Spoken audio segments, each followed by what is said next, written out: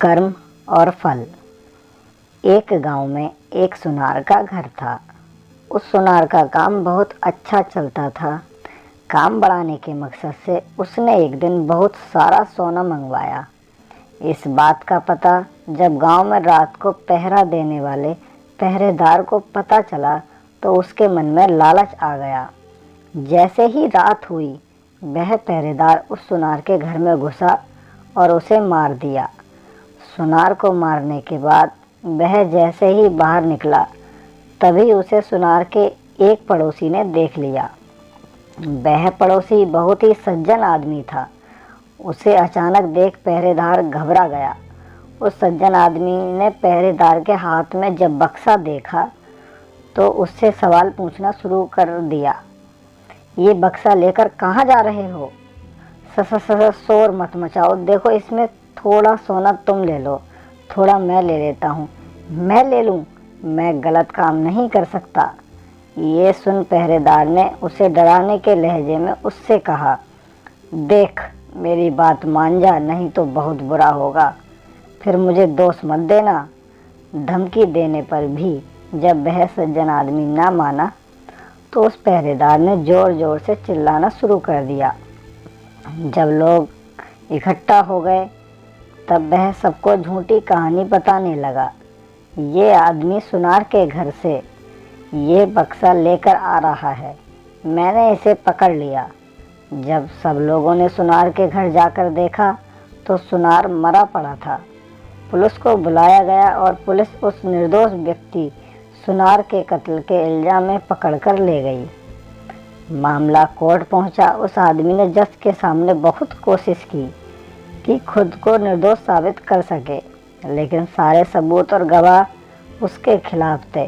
जैसे ही उसको फांसी की सज़ा हुई, वैसे ही उसके मुंह से निकला, भगवान के दरबार में कोई न्याय नहीं है।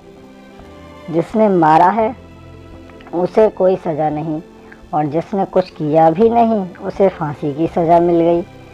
जज को उसके इन शब्दों से लगा कहीं उन्होंने फैसले में कोई गलती तो नहीं कर दी। जज ने सच का पता लगाने के लिए एक योजना बनाई। अगली सुबह एक आदमी रोता रोता जज के पास आया और बोला, सरकार, हमारे भाई की हत्या हो गई है, इसकी जांच होनी चाहिए। उस समय जज ने फांसी की सज़ा मिले व्यक्ति और उस पहरेदार को उस मरे हुए व्यक्ति की लाश उठाकर लाने को कहा।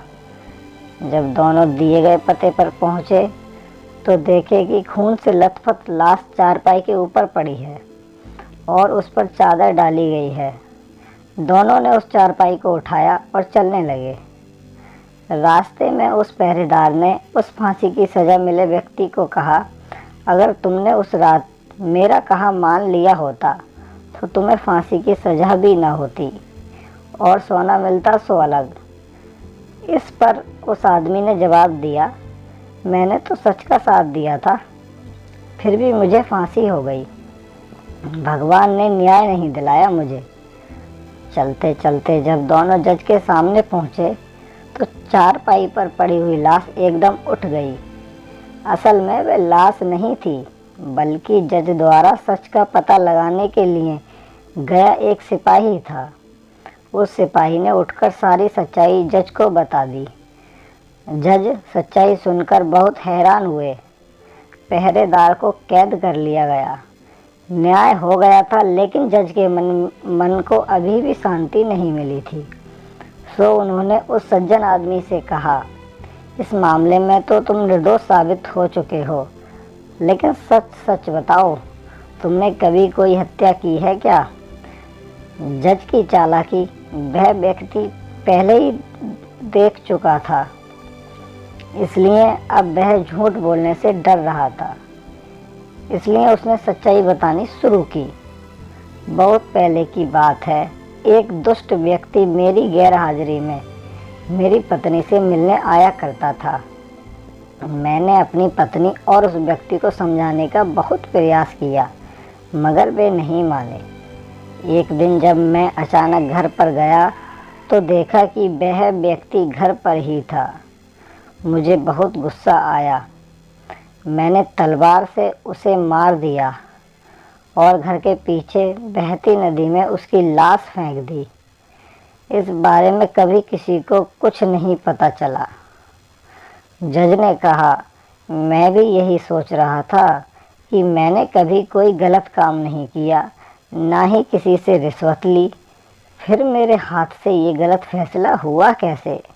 खैर, अब तुम्हें अपने कर्मों का फल तो भोगना ही होगा। पहरेदार के साथ अब तुम्हें भी फांसी होगी।